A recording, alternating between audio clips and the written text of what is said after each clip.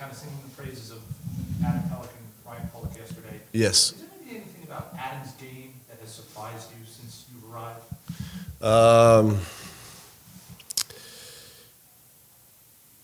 What I really like about him is his will, his commitment.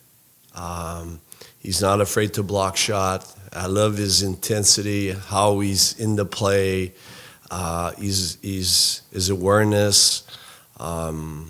It's a pleasant surprise for me, I would say this. And I mean, obviously, I mean, you're watching a few games before. I mean, you're coming in as before becoming the coach of the team, so the structure is totally different. So, but I feel like in that structure, it seems like he's more you know, he's more himself in a way that he press, he skates, he's jumping. So I'm very happy with him. With last night, you know, obviously being a goalie, with Yogi not facing that many shots like this, how tough is it to just stay sharp? Yeah, I mean, I assume, I mean, too many is not good, not enough is but hey, I feel like Piero does a very good job with our goalies, prepare them, and I prefer them not having be as busy. So it's we, you know, everyone working so hard, and that's the goal. I mean, limiting, I mean, D-zone time and be very good. I mean, protecting the goalies and not giving that many scoring chances. So I feel like we are progressing in every area right now of our game. You've talked so much about the fans and how important it is for you Yes. to enjoy it. I don't know if you heard last night, but they were chanting your name. So what does that mean to you? I didn't hear that, but if they did, I mean, I want them to know that I love them as much. And what I do like about these fans is they're heart people. And you could tell they're pissed when we don't work, and when we work, they love us. And I think it's pretty simple what they expect from our team. And if we could give them shows like we did last night, I'm sure we're gonna get even more fans, you know. So it's. But I'm very lucky to be part of this adventure. I would say that. You've mentioned working one-on-one with guys. How important of a tool is that for you as far as teaching? Well, first of all, I mean, there's that structure part with what you want.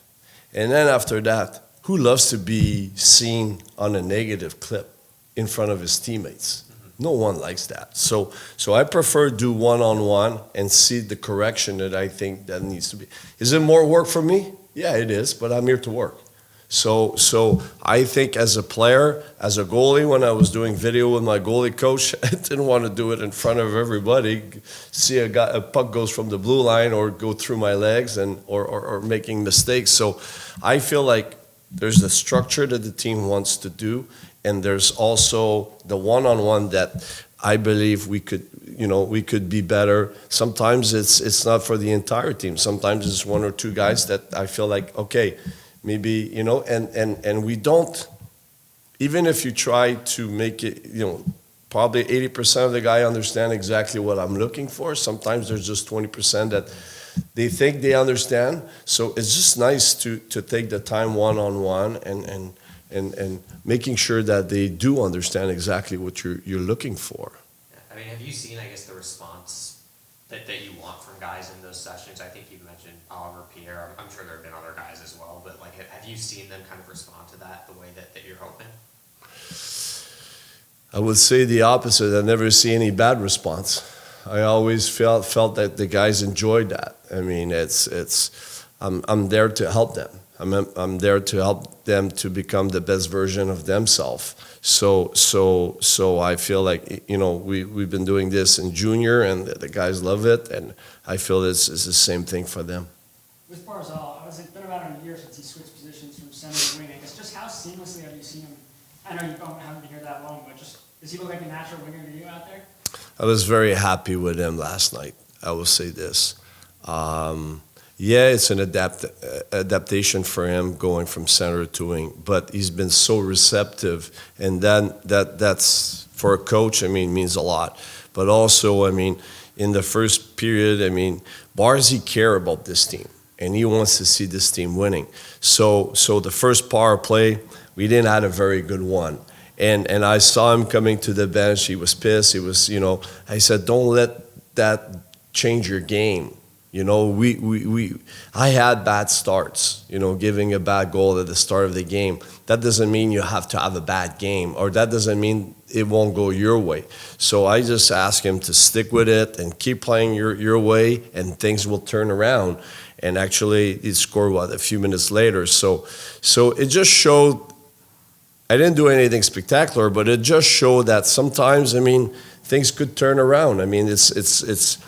It's the way the game is, and you always have to believe in what you're doing, and you always have to trust, more importantly, what you're doing, and at some point it will click. You don't know when, but it could click at any moment. Like example against Toronto was not the best game of the Brock's line, but they came through for us with 2 big plays at the end, and they scored that winning goal. So keep working and doing the right things. Some nights might not come, but a lot of nights you don't know when it comes, and it could come at a very nice moment. What have you liked about Kyle Palmieri's game from what you've seen so far? Who's that? Kyle Palmieri. He's a great vet. He's been in Jersey. He's here. I feel like he's doing every details really well. Plays well, on the wing. Last night was rewarded with a nice play by Mike going, going down and bringing it to the net front. Had a nice shot on goal.